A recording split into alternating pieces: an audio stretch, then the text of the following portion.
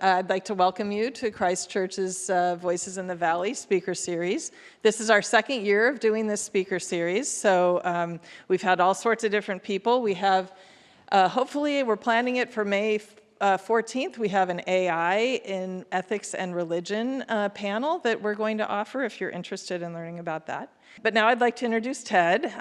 We are so excited to have Ted Robinson speaking. He's a veteran of 15 Olympics. As you all know, he went to Notre Dame.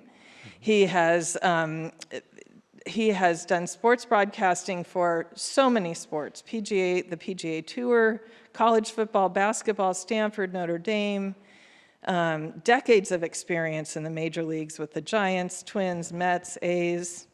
His first assignment of tennis was a professional tournament at the Cow Palace, is that right? With Donald Dell and Mary Carrillo. He has covered every tennis Grand Slam except the Australian Open, is that correct? One Australian Open. But a little bit interesting fun fact for those of us who are churchgoers is the biggest event he did, is this really true, was the Papal Mass? Celebrated by Pope John Paul II at Candlestick Park in April 1987. When I'm doing my introductions, I always have a little personal connection with the speaker.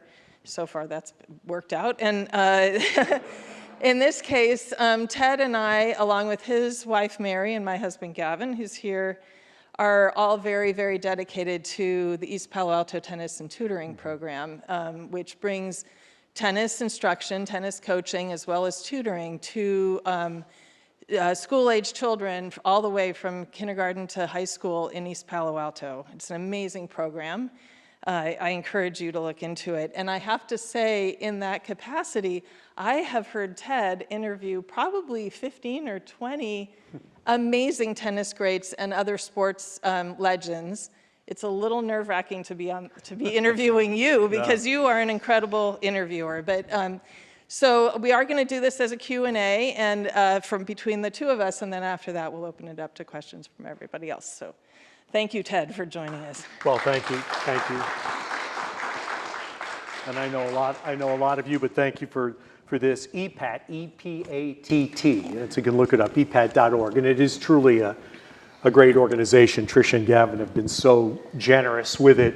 And really even though it was kind of started with a tennis backdrop at Stanford, the biggest part's the education part. And it's so many young people first in their family or first generations in their family to go to college. And that's the point. And if you're a football fan at all, you know the Tampa Bay Buccaneers won the Super Bowl a couple of years ago when Brady was finishing up. Their nose tackle to this day is a kid named Vita Vea, grew up in Milpitas, and played college at the University of Washington, EPAT student from 2nd through 8th grade. I have a picture on my phone of him holding a tennis racket when he was in 5th grade, first in his family to ever go to college. Now he's multi-millionaire with a Super Bowl ring, 300 and some odd pound guy. And we have a picture of him with a tennis racket. He grew up playing tennis. So it's a really cool program. That's awesome. All right, well, let's start in with, tell us about your background. We all know you went to Notre Dame since it was on the posters, but what led you there? Did you play sports growing up or in college? And what was your favorite? So I grew up I'm a New York kid, was born in Queens, actually on the beach, which people don't realize, yes, beach. I was a beach kid. If you land at JFK, you fly, almost every plane that lands at JFK, you fly right over what's called the Rockaway Peninsula. Grew up there, then close in on Long Island, played every sport as a kid, but growing up, especially in New York in the 60s and into the 70s, it was all sandline. We didn't have organized youth. Parents weren't demanded to drive their kids 100 miles on Saturday when you're 9 years old to go play a lacrosse game somewhere. So you can tell I'm a grandparent now when I see this and I just shake my head. But played everything, but I was also, I think, a characteristic of the time. Father was a Depression kid in New York, didn't have anything. So the expectation was at age 13, you're going to work. And as I'm looking at Mr. Jones, I'm laughing because from 13 to 19, I was a caddy. I was Noonan. If you've seen the movie, I was Noonan.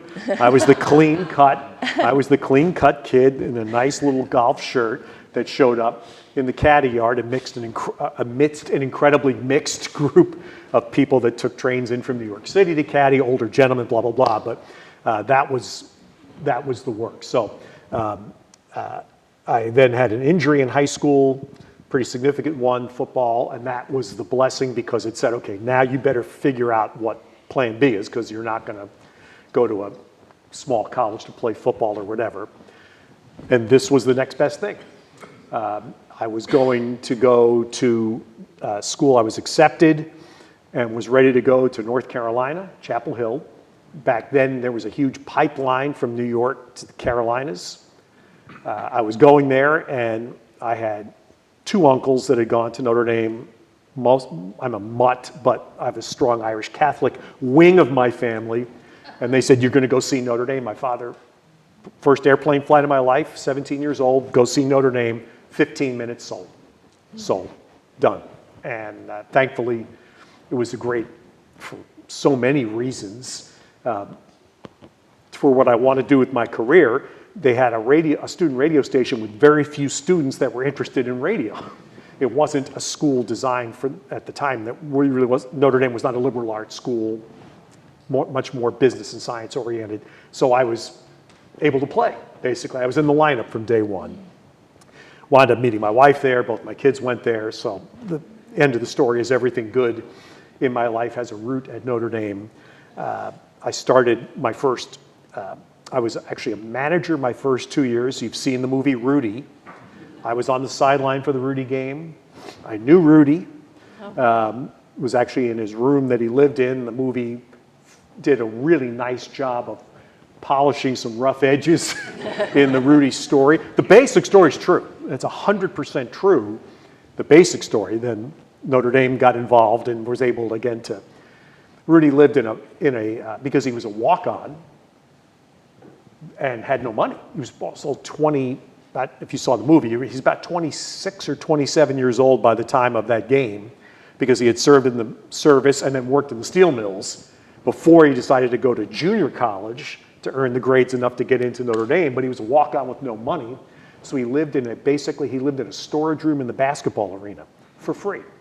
And Notre Dame had a clause in its university insurance policy back then that every building on campus, every building had a resident. Wow. So every academic building, library, gym, every building had a resident. So anyway, my first professional job was as a junior in college. I got a chance to call these school hockey games. They paid me $25 a game, which in 1976, that's a lot of Budweisers. That was really fun. And just came out of school, and back then it was just get a job. You took a job anywhere you could.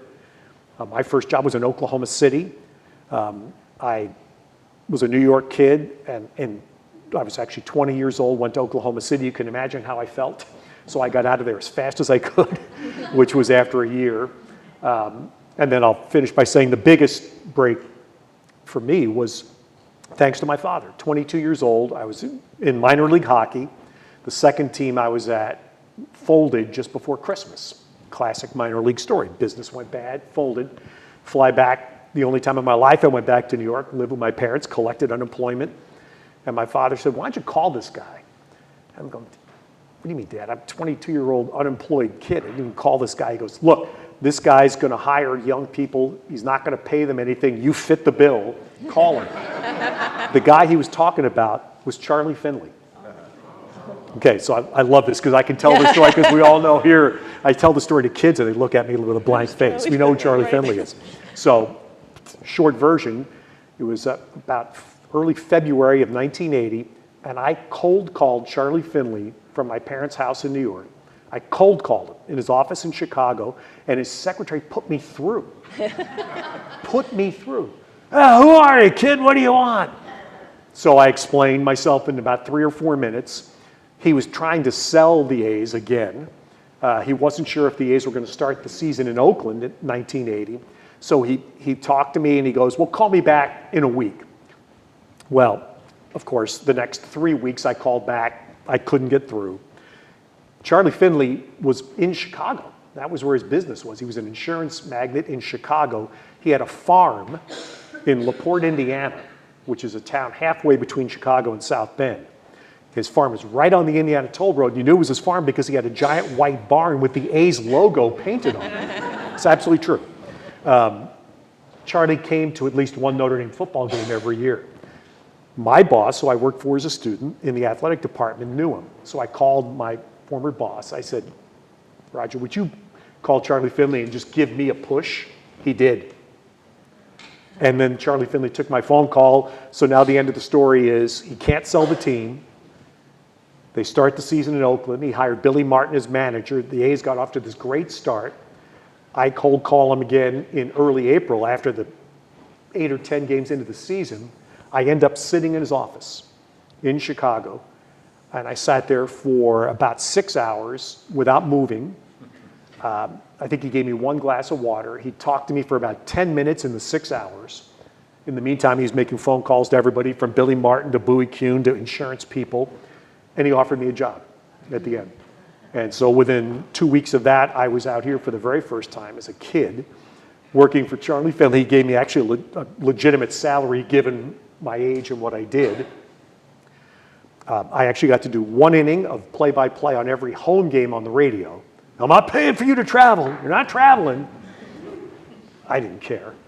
And a writer in the San Francisco Examiner wrote a piece about me that summer because I was this disembodied voice that just showed up out of nowhere and did an inning. And the A's were actually playing well that year, so people were listening. And that was the biggest boost I got. Charlie, by late August, sold the team finally to the Haas family because his wife divorced him. And you often find that out in sport. A lot of times, people who don't sell have to sell because of that reason. And that's exactly why Charlie sold the A's after all these frustrating years and all of the times baseball was trying to get rid of him. It was his wife that got rid of him. And that's why he sold the team to Walter Haas. And he sold, think about this, this is now 46 years ago. Charlie Finley sold the Oakland A's, and the amount of debt that Walter Haas took on, zero. Wow. He had nobody under contract. He had no debt. Couldn't afford it. And today that's unthinkable. You would never be able to buy any business. Well, values, of course, are through the roof. But to buy a sports team with no debt, unthinkable.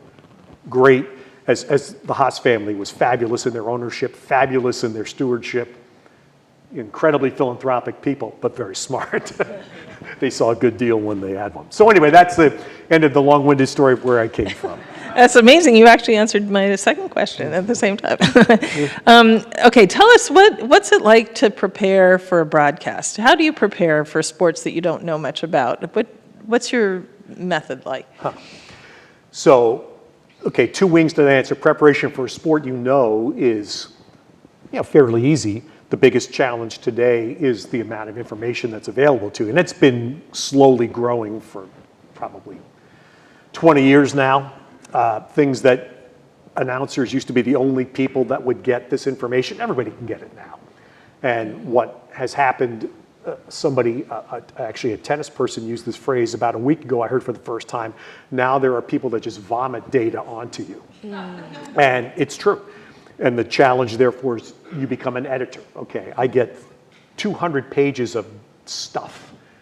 I need to pull 10 things out of these 200 pages that are going to be relevant. And I may not even use all 10 of them, but something that's relevant. The rest of it gets thrown away. The other wing of the answer is, okay, a sport I don't know, as you said, Trish. So the Olympics, I got thrown into synchronized swimming in my first Summer Olympics on about 2 days' notice. And I knew nothing. Still know nothing about it. But I had an Olympic gold medalist was the analyst. So guess what, Tracy, you're going to tell me everything I know about, and not privately on the air. I'm going to say, Tracy, tell us about that. Tracy, what are they doing there? Tracy, why'd they pick this music? That's what you learn. It's the greatest lesson about staying in your lane, because you better. And no one listening expects me to know anything about biathlon or whitewater kayaking. I mean, I'm just trying to think of ski jumping, and just crazy sports that I've been asked to do in the Olympics. And it's a really great lesson about doing that. And you'll hear commonplace today in the ball sports, as I say, the ones most of us know, the announcer will tell the person who played next to them what's happening. Actually, no, not really. You know, I often laugh because they're, the pictures are up there of McEnroe, and I learned this lesson working with John very early, was that the only person who gave a dang about anything I was going to say about tennis was my mother. So John, I'm doing what Tricia's doing today, batting practice fastballs, and let John hit it. And that's, so the preparation question is really that. When you prepare for a sport you don't know anything about, it forces you to stay in your lane. And that's a great lesson when you go back to football, and I'm calling the 49ers on radio, and I've got guys who played for the 49ers next to me. I don't tell them what's going on. I let them tell everybody what's going on. There's an amazing picture. I don't know, Angela, if we can pull the picture up again of you in the booth with Andre Agassi and John McEnroe. Do you want to tell that story a little bit? I thought That's the an amazing incredible picture story. was me with hair. I don't know where you got that one from, Trish. Holy God. That was nice of you. Thank you. That's actually a great story. So this is, that picture is 2007. So Agassi's last year playing tennis was 2006.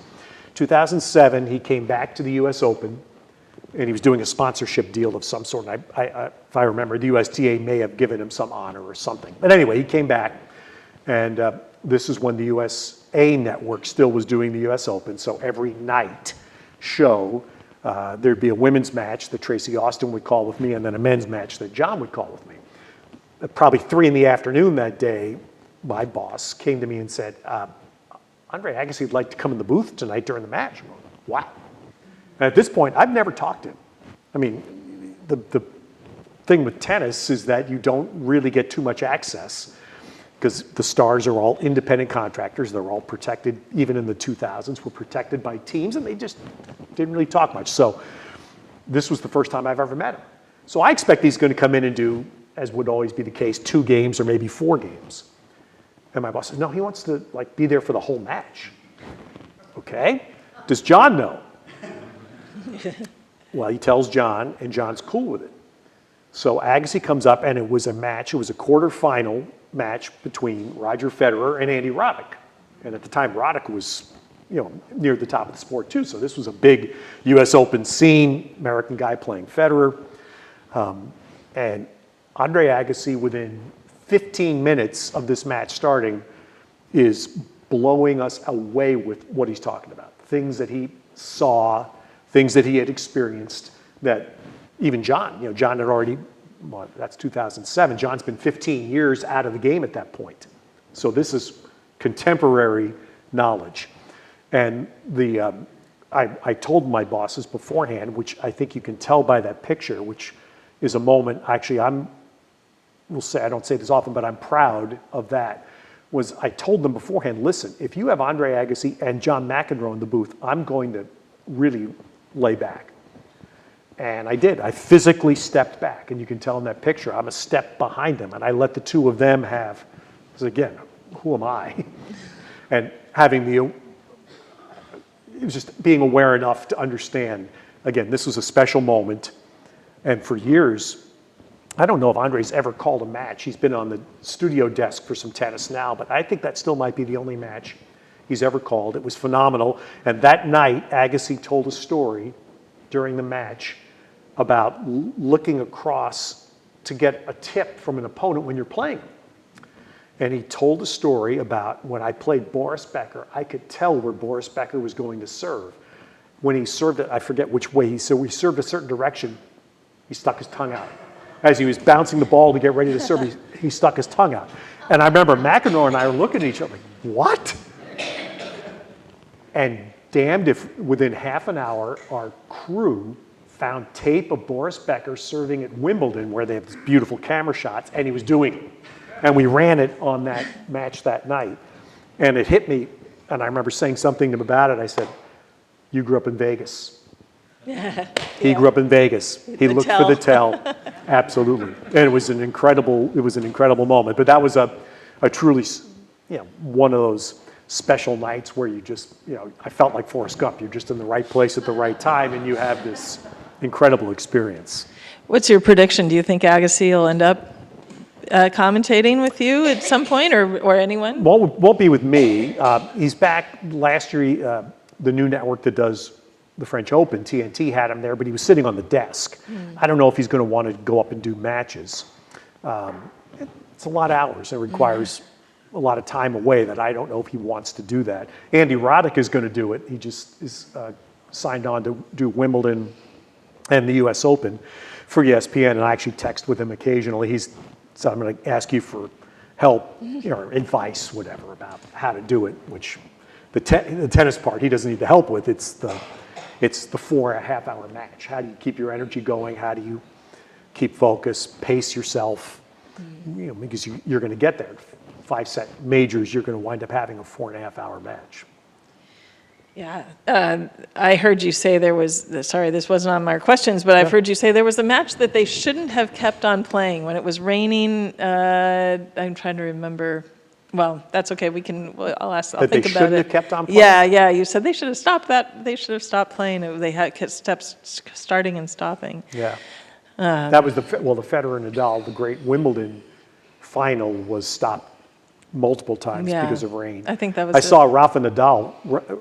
Everybody laughs, but their championships have their privileges, and Nadal was playing Djokovic one year at the French Open final, and it's slowly misted and slowly drizzled. The English call it spitting, and you can play on clay through a little bit of that. At some point, even the clay will get so muddy that you can't. Well, as this rain had started, Nadal was kicking Djokovic's tail. When it started raining, Djokovic started flipping the match. Rafa knew it. So after about an hour, 15, hour and a half of playing through this stuff, Nadal went to the chair and threw his racket down and said, "I'm done." And what that meant, because the French are very French. Chantal here? Yeah, Chantal. Yeah, she's in the back. So Chantal knows the French do not mess with lunch. Am I right, Chantal? And this is honest to God truth. So at Roland Garros, the finals start at 3 p.m. local time. Now, at that time of year, you can play probably until 9 p.m. When this was happening, there was no roof yet on the court. And so there were some lights, but no real roof. You can play till 9 p.m. Rafa Nadal and Djokovic are going to play this final. Everybody knows it's going to rain. It's in the forecast. So TV goes to the French Federation and says, why don't we start this at 1 p.m. instead of 3 p.m. because that gives us cushion to absorb a rain delay and still finish on Sunday. No. Lunch. I'm not kidding you. All of the corporate sponsors and people with the very fine seats have booked a chef a year in advance to prepare a menu for final Sunday. You don't mess with that. I cannot, there's no way I can make that story up. So the end result is Rafa stops the match. By the time they come back, they can't finish, so they have to come back and play Monday. Now that costs at least €1 million to come back the next day. You have to hire security, police, ushers, concessions, minimal, but they still had to do all of that. You had to pay everybody. NBC was hiring me. It cost them tens of thousands of dollars to keep us over an extra hotel night, then change all of our airplane flights home, etc. Hire the crew that all came from London for an extra day. It's an exorbitant expense when you have to keep a tournament over, which is why the roofs now have eliminated that from everything. But Rafa Nadal, because he'd already won 8 of them by then, had the power to stop the match and force a rain delay. Wow, amazing. Okay, I have a question about your Emmys. You've won 4 Emmys. How do you keep things fresh with, you've had this long career of broadcasting, and then also, who did you beat for an Emmy that made you think, wow, I've made it, that's incredible. So thank you for saying that, Tricia. I'm sorry, I don't mean to puncture the balloon, but most of these awards are jokes. And I actually do have one that I'm proud of, and it just came probably last fall, and it was for the Paris Olympics. And NBC, for the first time ever, they submit to the Emmy Awards, Sports Emmy Awards, their shows from the Olympic Games. And they're always incredibly well. The Olympics are basically an all-star collection of television sports production people from from the entry-level runners and production people through announcers. It's the best of the best, basically. They submitted this, and for the first time, they put announcers' names on. And it was really, the Paris Olympics was so well done. It was such a success. Everything. Paris did a great job. Chantal, Paris did a great job. It was incredibly important for the Olympic Games to have a successful Games because the previous few had been between shaky locations and COVID. The previous few had suffered. It was great. And it was that one I'm proud of. So that's the one. The others are just kind of like, I don't know. I watch, as we all do, we'll watch the Golden Globes or the SAG Awards or the Emmys or the Oscars, and you see these people get up there, and I'm not sure how sincere they are when they accept these things, and they're tearing up, and come on, stop it. So it's that's the one that I'm proud of. And so who you beat, I don't have the slightest idea. It's like anything else. I'll be honest, I've never voted for Hall of Fame, and I wouldn't want to because I don't. It's just like, who are you to judge? So I feel the same way about Emmy. I don't know who judges Oscars. Who are you to judge?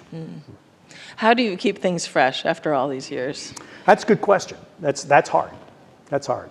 Because the biggest challenge in the late years is here. Physically feel fine. That's not the problem. I mean, flying stinks. We all know that. Traveling's terrible. I was just in Atlanta for the NCAA swimming championships with my Olympic friends. That's a kind of a semi-retirement gig I took on. And the Atlanta airport was a complete, the worst chaos you've ever seen at an airport. And it was 4+ hours of security waits in the mornings. It forced me to change my trip home and leave at night and stay overnight in an airport somewhere else because you couldn't deal with it. That's the stuff that's sending me into retirement. Traveling is horrible. But the mental preparation is what's hardest. And by far and away the hardest sport to call right now is college football because there's no administration to it. It's just a bunch of random people running their own show. College football teams have 100 players. They wear double numbers. Every kid today, because it's the thing, every kid wants to wear a single digit. And so the equipment people constantly are being bribed, even in college, by kids because and you can have 2 of each number, 1 offense, 1 defense. So there's 2 zeros and 2 1s and 2 2s. If they're ever on the field at the same time, penalty, that's a 15-yard penalty. But you will have 18 single-digit numbered kids. Uniforms can be funky. They let, like Oregon is the first school that ever did this. They let Nike design uniforms in these atrocious color patterns that, the purpose of a number is to identify. It's not somebody's artistic vision of chartreuse against, forest green or something like that, which sadly is what's allowed to happen. So that's the most difficult thing, but keeping it fresh, I would say being a parent, as I'm sure most everybody here is, and now a grandparent is the easiest thing because it keeps you a little bit in touch with what's happening around us today. You can't be in a cave. And so to have some understanding of what's going on around us in the world today and to hear, even my wife and I still watch Saturday Night Live. My daughter worked there for a while. And every week, I would say 8 out of 10 weeks, the musical act, never heard of them. Yeah. Never heard of them, but I always watch just to understand so that my kids talk about this person, I'll have a concept of who they are. I love it. Interesting. The next question is about travel. What is your favorite Olympics destination that you've been to? Your favorite sport venue? What are some of your favorite places? So the favorite, as you said, I didn't go to Italy this year. That's the TV stuff. I was in Connecticut doing it, but I've been to most of those Italian sites and travel for other things. So 15 Olympics, by far my favorite summer games was Sydney, Australia. Australia is just a beautiful place, great city, and they love sport. They so love sport. And there I was actually calling baseball, which was interesting because the Aussies were trying to play it, but it's not really an Australian sport. I was being driven to a baseball match because the baseball stadiums that were being used were, 20 minutes outside of Sydney, something like that. So one of the U.S. baseball games, NBC had a car taking us out to the stadium, and the driver asked if he could pull over on the side of the road. And we had enough time. I said, sure. He goes, I want to listen to the 1,500-meter swimming on the radio. On the radio. A swim race. In Australia, swimming is a national sport. And of course, we're outstanding at swimming. Phelps was in those games, but he wasn't Phelps yet. But they had these brilliant swimmers but I mean, you can't make that up. I want to listen to a swim race on the radio. Right. Favorite winter games was Vancouver in 2010. And I think they will be surpassed in 2034. Salt Lake City will get the games back. Salt Lake had them in 2002, but ... 6 months after 9/11. And that's the Olympics had changed. And we went from Sydney, where things were open, relatively speaking, and free and easy. And 18 months later, Salt Lake City, razor wire, barbed wire, cement barricades, 15 mag and bags a day. Understandable, it was our reaction 6 months after 9/11. But it really hurt Salt Lake. It hurt because the city's great, the snow and slide venues are close. They're not hours away like would be, for example, in Denver, which is tried to get the games. Plus Salt Lake had a lousy airport in 2002, and they have a beautiful new airport now.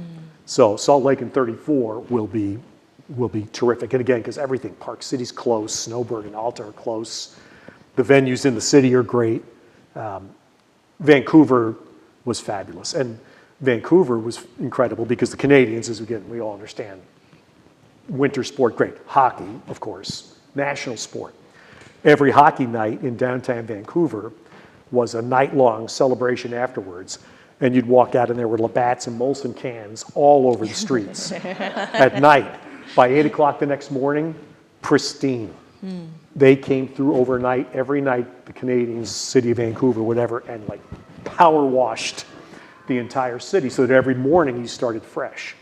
And I give Paris credit because Paris did that where I was staying in 2024. Same exact thing. They power cleaned so that every morning you went outside in what's a great city to begin with. And Paris I went to see Katie Ledecky swim 2 of her races where she won gold medals. And I was able to take 3 trains from where I was at Stade de France to La Défense, which is where this swimming was. 3 trains, like 32 minutes. Paris Metro, boom, boom, boom. Magnificent. Nice. So even though you guys don't mess with lunch, I still love your city. Okay, going back to McEnroe, you get asked this all the time, I know. People ask you about him. You've been friends and colleagues. You could almost call him your work husband or something like that, work wife Not anyway. anymore, we did. We had. I don't work with him anymore. We did 27 years together. Yeah, amazing. Yeah. Are there any fun stories you're willing to tell? And I know you had a lot of fun together. The other thing is I saw an interview of you guys that looked to me a little bit like a dog and pony for Global Silicon Valley. How often do you get roped into interviewing him? Are you his favorite interviewer? Well, you'd have to ask him that. I wouldn't speak for that. Yeah, that was an event. That's a picture that's up there on the bottom left. That was about a year ago, this month in San Diego, where John agreed to do this event for actually a company that started here in our area. So I started with John. 1992 was his last year playing, and they brought him up to the booth to try out announcing. And of course, he looked at me, okay, who's this nerd announcer guy? And within maybe 2 years, we had a moment at the Open where, again, you have to frame this by the point that John was just recently retired. So it was 94, 95, somewhere in that framework. We're doing a match at night, we're bouncing from one court to another, and John disagrees with the decision that the producer has made to switch from one match to another. No. So think about this, producer equals chair umpire. Okay? So we go to commercial, and John takes his headset off, and boom! Headset equals racket. Okay? So I'm sitting there, and I'm like this, and now he's ranting, and he's cussing and swearing. I'm not going to do this. Blah, blah, blah. I can't believe we made this. Blah, blah, blah, blah, blah. So I listened for, 30, 40 seconds, and the break's like 90 seconds. And so I finally looked up and I said, John, we have about 100 people down in the trucks whose jobs depend on us putting the headsets back on. He put his headset back on. And that was the moment. I think that was the moment where, okay, he got it that, okay, I'll let you blow your steam off, but now you've got to play. You got to play the next point. You can't sit there and mope and quit. We had, I feel confident in this, that John is extremely intelligent. Incredibly intelligent guy. It's not that he's not trying to sound like Einstein on the air, but I don't think his natural intelligence comes across because he does talk so much about tennis from a visceral way. John doesn't digest data and do that at all. His tennis and his commentary comes from here. But John loves this, the poking and the jabbing. And I got to the point where I could jab him, and he took it because he would jab me and I could take it. And I know he worked with a few other high-profile announcers that didn't. And their egos were such that they weren't able to. John was wonderful about that because he knew he could come back at me with something and I'd laugh it off. Or just, make it sound like it's friendly jabbing. It's not, we're not skewering each other. He's incredibly generous. And I can tell you this story very quickly. The first Wimbledon I did, and John was the one that went to bat for me to get hired to do Wimbledon. Dick Enberg had decided to leave NBC, and now the job's open for Wimbledon and the French Open. And some people were pushing me in production, but John went to bat for me with the guy that ran NBC, Dick Ebersol, and he was the tiebreaker. And I'll never be able to repay him that gratitude. So now it's the first year I'm at Wimbledon, and of course, all of a sudden I've got friends. I have way more friends than I ever envisioned that I had. And some local friends from here, wonderful people, but they decided they were coming to Wimbledon. And they decided they were going to come to the ladies' final on Saturday. They decided that. And then told me that they were going to come to the ladies' final, which means you're going to get me the tickets, right? So now I'm an American, and I'm used to working at the US Open. So the first day I'm there for NBC, I ask somebody to take me into the Wimbledon has a television office that deals with all the television networks from around the world. Well, outside of BBC, NBC is the biggest funder of this. So I walk in, I introduce myself, and I say, listen, I would just love to be able to purchase 2 tickets for the women's final. It doesn't matter where, I just love to be able to purchase 2. Here's my credit card. And this incredibly proper British woman looks at me and she points outside her window to the golf course across the street where there's a queue. And if you know Wimbledon, you know about the famous queue. And she looks at me and it's something along the lines of, young man, do you see those people? They have slept there since yesterday afternoon in the hopes of being able to get in at 4:30 or 5 p.m. today. Why would I sell you a ticket? Whoa. Okay. Boom. So now these people are coming and I don't have a ticket. And it's either Thursday or Friday, and we have a little office in the Wimbledon complex. I'm sitting in there, John walks in, and I've probably got my head down or something. And John looks at me and he goes, what's wrong with you? So I told him the quick story. And I said, I'm not going to be able to get these people tickets, and they had been good to my family, blah, blah, blah. Are these people important? I said, well, yeah, they're friends, and they've been really gracious to my family. He walks over to his jacket pocket, pulls out 2 tickets and gives it to me. Wow. John, Wimbledon champion, 2 tickets to every session. And the point was, I believe it's in my heart. I didn't ask him. I didn't ask him. That's the point. He offered out of his own. And that's John. That's the side of John that people don't see. Incredibly generous. And just doesn't want to be taken advantage of, like many people of that level of fame. He invited me one night. I was doing baseball, and I flew over to Roland Garros in the midst of doing baseball and did the first day of tennis with him, and I was exhausted. He says, meet me tonight at this place. I'm going to meet a friend for a drink. I said, I'm wiped. I flew the red eye, came right to work. I'm wiped. He goes, well, you might want to come.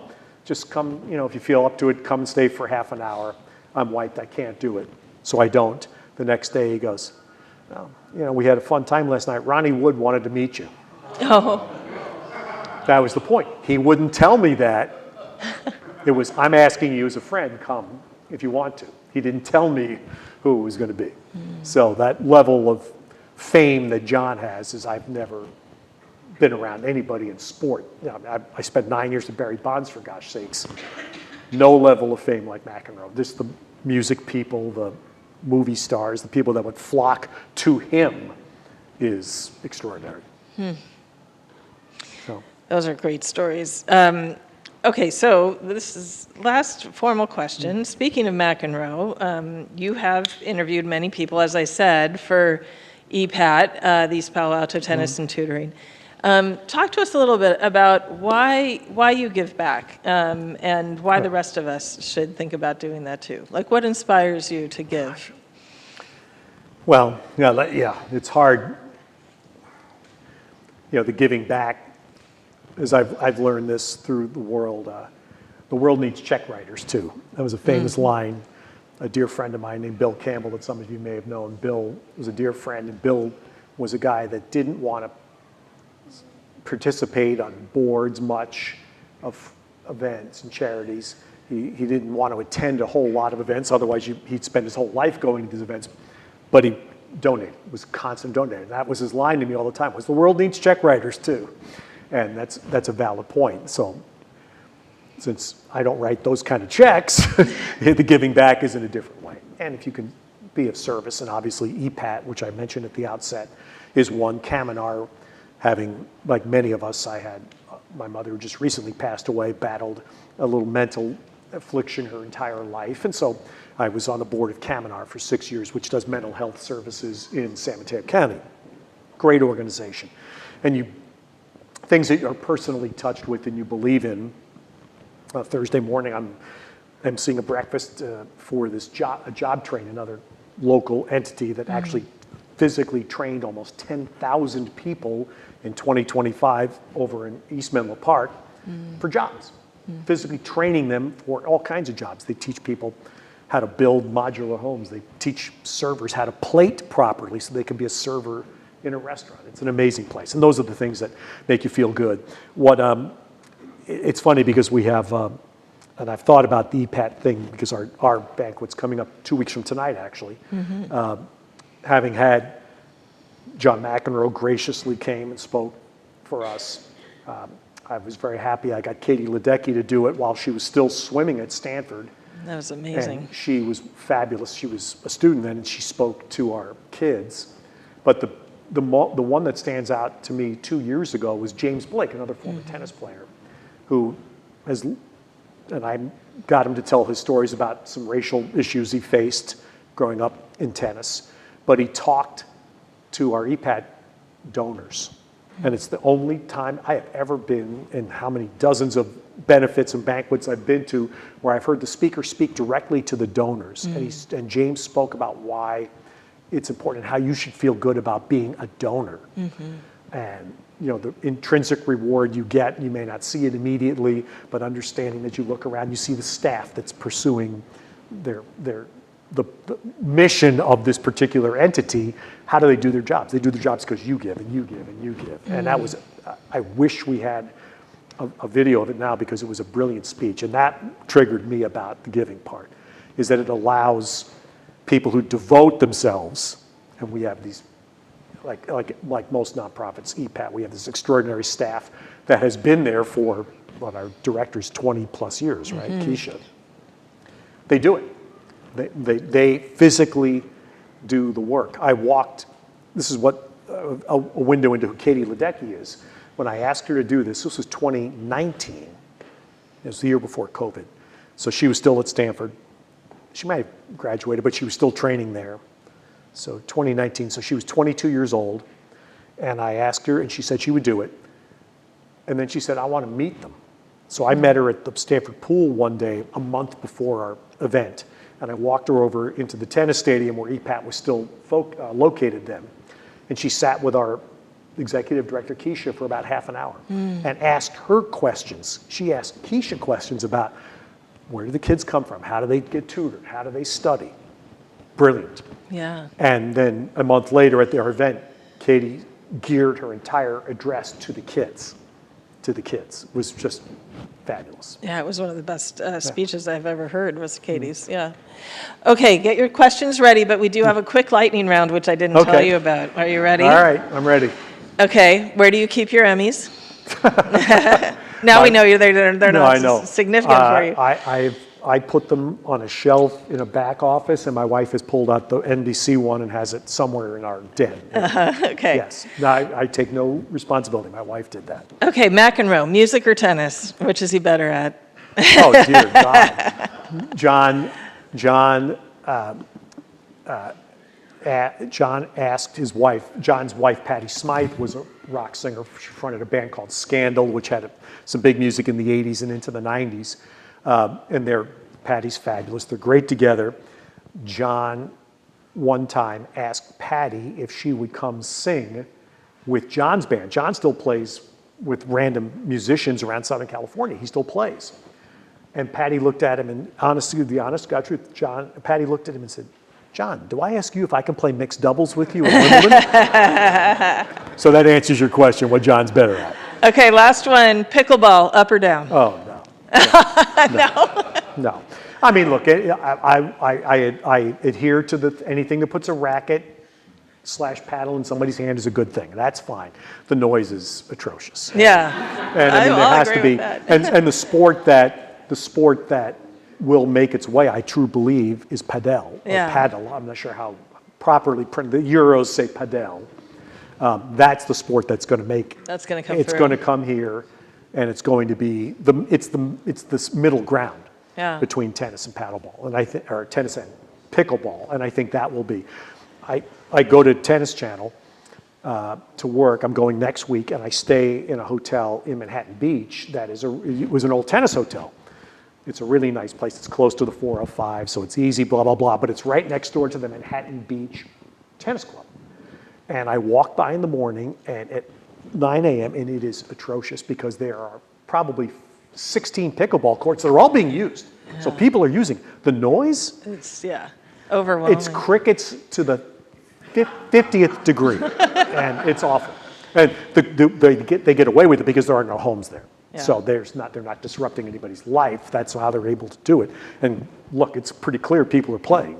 Yeah. So, right. But no, tennis. All right, let's do some questions. So tell us from your career a scary moment. A scary moment? A scary moment. Whew. God, a scary moment. Well, I'll tell you the most unsettling moment I referenced was 9/11. And I was in Houston, the San Francisco Giants, and obviously, wake up in the morning and somebody calls me and boom, you put the TV on and see this. I knew people who worked in the towers. Thankfully, nobody that I knew was in the towers. A guy I caddied for as a kid was in the towers and died. There are degrees of separation when you grow up in New York. I knew somebody that was my brother's friend, that kind of thing. But what was unsettling was we were the furthest team from its home city. So the San Francisco Giants, we're in Houston. We're not busing home. Other teams could get on buses and bus back to their cities. We weren't doing that. We were herded together, believe it or not, the announcers, Kruko, Kuiper, myself, and John Miller. We were herded together, with, I guess, some sort of federal security that Major League Baseball sent in. We were all part of a team. We had to actually go with the team to the workouts on the 12th and the 13th in the ballpark. We were in the clubhouse, and the proudest moment of my years at the Giants was on 9/13, Thursday. And we actually did get out Thursday night. We were like the second plane that was allowed to fly out of Houston to get home. But that morning, had to be in the clubhouse. The security forced us all to be in the same place. And our player rep that year was Jeff Kent, going into the Hall of Fame. Jeff was a crusty guy and not warm and fuzzy, but he was the player rep. And I walked by the clubhouse manager's office, and he's on the phone. And this is what I heard him say. No, we're not. I don't care. I don't care. You tell the president's office the San Francisco Giants are not playing tomorrow. Honest to God truth. Bush was pushing, and Bud Selig was signed on to this, the commissioner, that baseball was going to start on Friday. We're in Houston. It's Thursday. We don't even know if we're going to get home for Friday. And Jeff Kent stood up for the players and said, absolutely not. And we did. We didn't play until, I think it was Monday of the following week. Baseball backed down on what they wanted to do. But that was absolutely the right thing. And I know it was fueled because we were all, 1,800 miles away from family. Everybody was uptight. Nobody knew what the heck was going to go on and what happened. And thankfully, later that day, remember they called us and said, get your bags, we're going right now. And the FAA opened the skies at like 5 o'clock in Houston, and at like 5:08, our plane was up in the air. You brought up the Giants, and I'm a Giants fan. So take Willie Mays out of the equation and tell me the best ball player you've ever seen. Best ball player I ever saw was Barry Bonds by a mile. I mean, I saw Willie Mays play the end of his career when he played for the Mets. I was a Met fan growing up. And, when Willie came to the Mets, he was 42 years old or whatever. So I never saw, I was too young to know the real Willie. I saw late in life Mickey Mantle. That doesn't work. Best player I ever saw was Barry Bonds, not even second place, and I was with Kirby Puckett, who was a great player and a Hall of Famer. I spent 6 years with Kirby, great player. That's the gap to Barry. Barry was the best player I ever saw. And the part about Barry, again, that I like to think I took some part in bringing it out, because we got along pretty well for the 9 years I was there professionally. I don't defend a lot of his behaviors. I will never defend that. Professionally, we got along. He did a lot of interviews with me. Smartest baseball player I was ever around. Smartest. Very much like Joe Montana, who I went to college with. Same thing. Would not ask him to take a physics test for me. Put him on the field, Einstein. Joe on the football field, Einstein. Barry the same way. He was brilliant about the game. And that's why I'm saddened he hasn't spent more time as a coach, instructor. He doesn't have to be a manager, but just be somebody to help, because he was utterly brilliant. And 1993, his first year with the Giants, he was the best offensive player in the National League. He was also the best defensive player in the National League that year, and he can't throw to save his life. Couldn't throw to save his life, was still the best defensive player in the league. Could not hit a double against the Giants in 1993 when we had Bonds in left field and Darren Lewis in center field. Could not hit a double to that side of the ballpark. Go ahead. So let's fast forward to 2030. I'm a high school quarterback, and I commit to Notre Dame. Things don't work out for me. How many years of eligibility do I have? How many do you How many want? times can I transfer? How many do you want? What's your prediction for how this all sorts out? Right now, that's the answer. How many years you want? You want to play 12 years in college? You'll do it. You just go down the road here, find a judge, give him four seats on the 50-yard line and some nice swag, and you'll get the ruling. I mean, it's sad. I mean, I don't want to be a downer, but it's very sad because, again, what I mentioned about college football with my job, on a bigger scale, is where the sport is now. There's no administration, there's no running of the sport. So what's your prediction? It's complete, it's beyond Wild West now. It's total anarchy. So, like many people in my walk of life, we've all been wrong trying to predict. So I won't predict, but I will say to me, it's inevitable. Several things are inevitable. It's inevitable that football will break away and will do its own thing. And schools like Stanford and Cal are going to have to decide, if they're invited, do I want to participate? And can I stay true to the mission of our school and still participate at that level? My school has made that decision already. I'm not necessarily in agreement with it, but they've made that decision. And so now I have to trust the Holy Cross priests are going to make sure that Notre Dame plays football at that level and still stays true to its mission. Kids actually do go to class.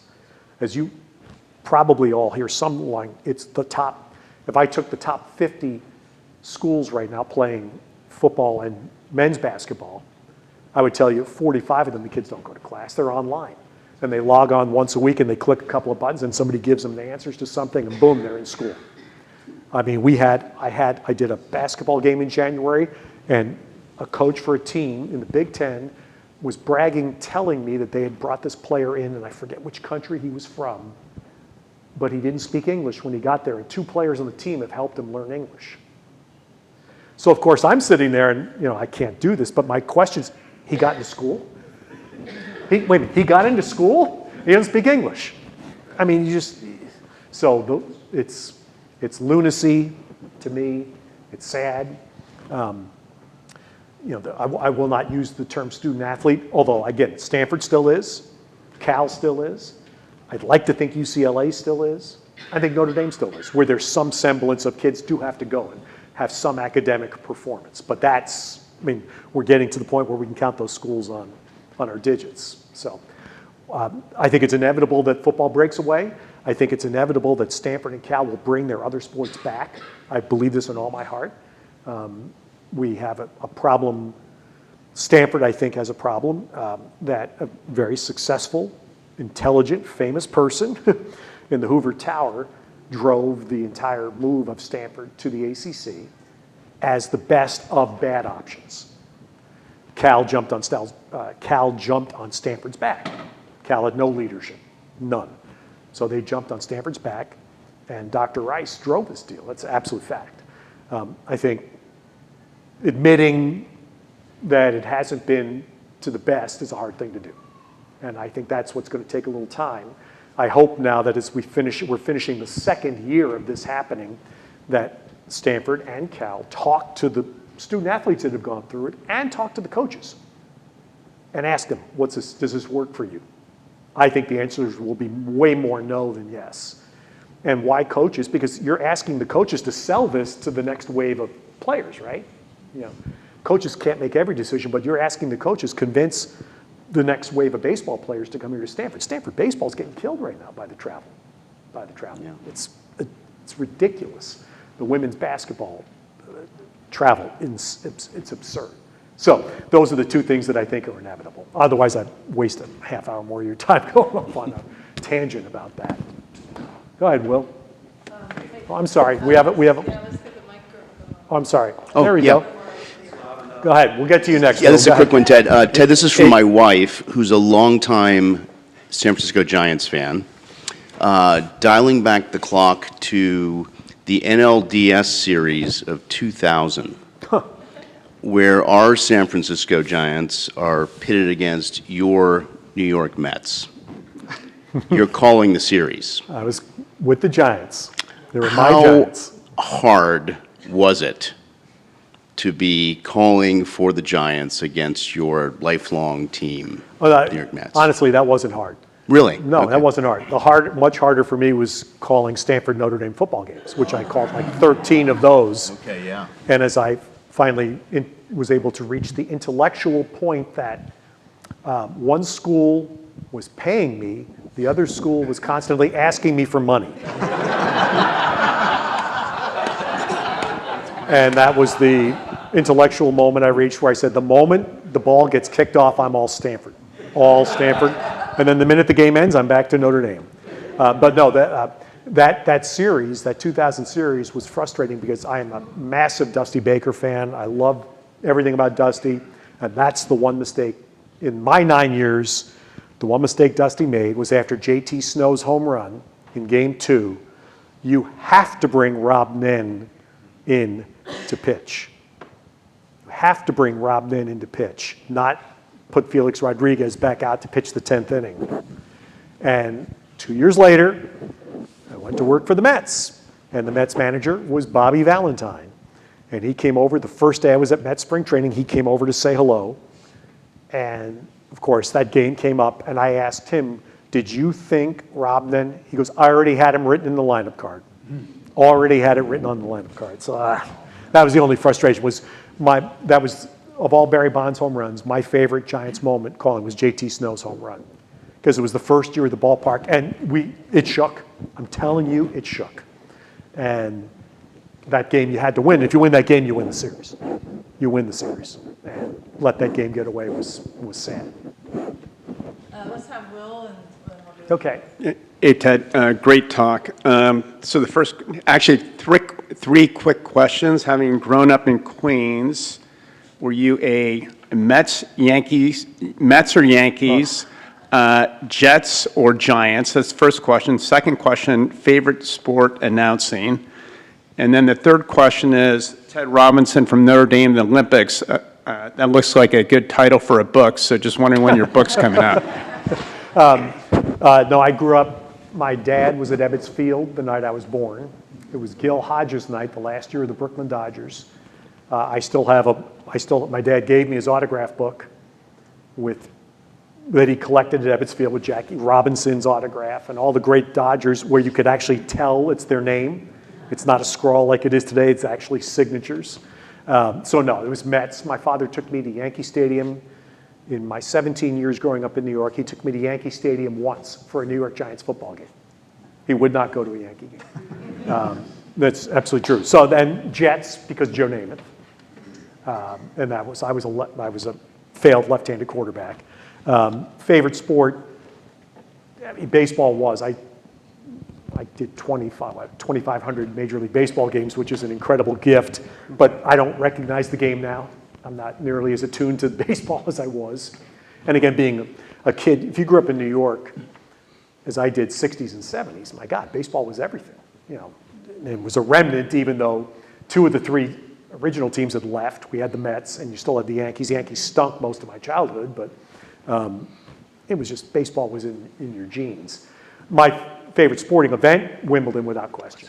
Wimbledon is the Masters. It's the same exact thing. Private club. Every player that plays the sport dreams of winning that no matter where. Rafa Nadal won Roland Garros, 50 times? Treasured Wimbledon more. That's the one everybody, just like what we saw on Sunday. And book, I don't know.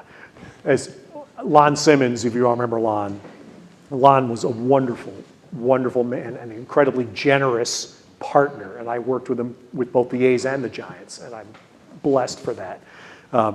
Lon told me when I asked him, because he never wrote a book, and I asked him about this late years of the Giants, and he goes, I don't want to tell the truth. Interesting, think about it, interesting, yeah. Bob. Ted, thank you so much for your great insights and great career. And I'm a New Jersey boy. You too. Yeah, thank you. But on that point, I'd like to talk about the Olympic Games. My grandfather actually ran in the first Olympic Games in 1896. And I had the privilege of competing in the Olympic venues at Rio, where we didn't succeed, but just the experience of competing under the Olympic flag is probably more important to me than anything else I've done in my career. How do you see the upcoming LA Olympics as it's being transformed and some of the challenges and the sports, the new sports as well as the old sports portraying in a way, and how would you call some of those games, baseball or otherwise?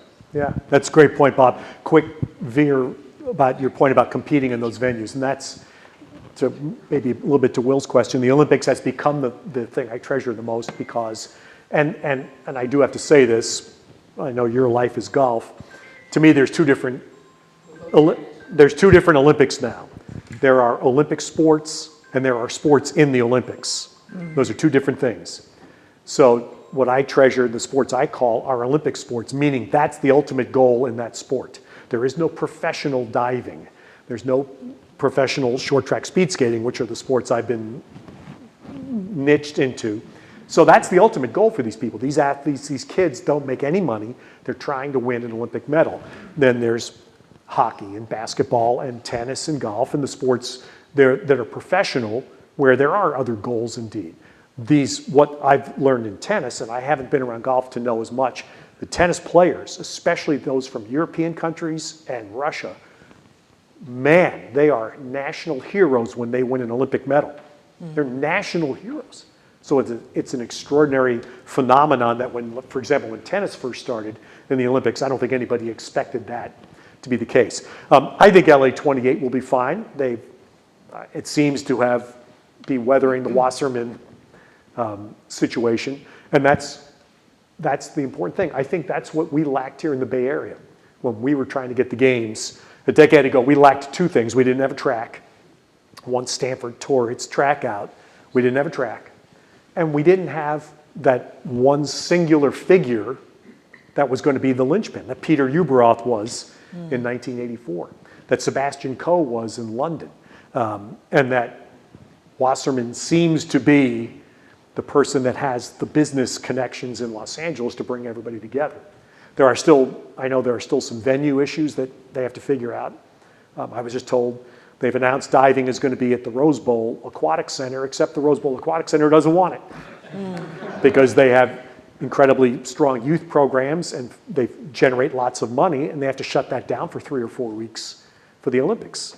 So that's stuff they have to figure that out, because I don't want to hear that diving's going to Oklahoma City like a couple of other sports. But overall, and if anybody here I went to Los Angeles in '84 with baseball, believe it or not. There was no traffic. There's no traffic. And the Olympics have figured out the Olympic lanes work. Things are really, I know from NBC's viewpoint now, we are all kept as close to our particular venue as we can be, so that, like in Paris, I walked to where they built the new diving venue. I walked there, and that's to minimize transportation problems. So I think LA will be fine. And here's something my granddaughter, just turning 9, is playing flag football in a little program at Sacred Heart. And I said, flag football, by the time you get to college, is going to be a women's Division I sport. I believe that in my heart. It's in the LA Olympics, and the growth starting in high school here and grade school is such. So many girls are playing flag football that by the time we get to 2032 or whatever, colleges will start adding it as a Title IX sport. It's an inexpensive sport that will resonate with colleges a big way. And getting a lot of girls to participate with very little physical risk. So I think that's something I'm predicting is going to happen. There's my prediction for you. Flag football, Division I, 2032. Let's do 2 more. We have one question there, and then we'll have one question here, and then we'll go to the library. Was that you on the call when Brian Johnson hit the home run in 1997? Radio call, yes. Yeah, the radio call. I heard it on the radio this morning, and it sounded like you. Oh, they did? Yeah, it was on KNBR. Okay. And they interviewed Brian Johnson this morning. Good. So. Good. A great guy. So the question is, is there any one particular moment when you were on the call that was particularly memorable or special to you? With the Giants? With anyone. Okay, well, any the Giants, one of I said the JT Snow home run. Right, you mentioned in 2000, that. and the Brian Johnson home run is second. But anything that And sort of then really stands out, the other memorable or... moment was the 49ers beating New Orleans in the playoff, in the first playoff game they played when Harbaugh took over as coach.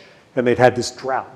The fans, of course, all 49er fans were spoiled, and it was your birthright to be in the playoffs every year and whatever. They'd gone through 8-9 years of the salary cap hell, and now finally Harbaugh comes in and there's hope.